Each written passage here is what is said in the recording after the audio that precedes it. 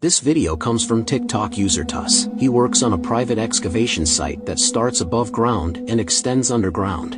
While the exact location is undisclosed, the poster is Vietnamese, suggesting the site might be somewhere in Vietnam. Tuss often works night shifts alone and repeatedly hears strange, unsettling noises, but he can never identify the source.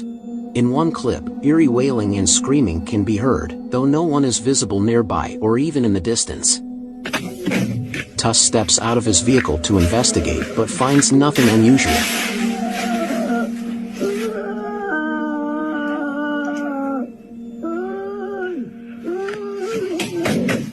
Though they stop when he exits the vehicle, he still finds no explanation.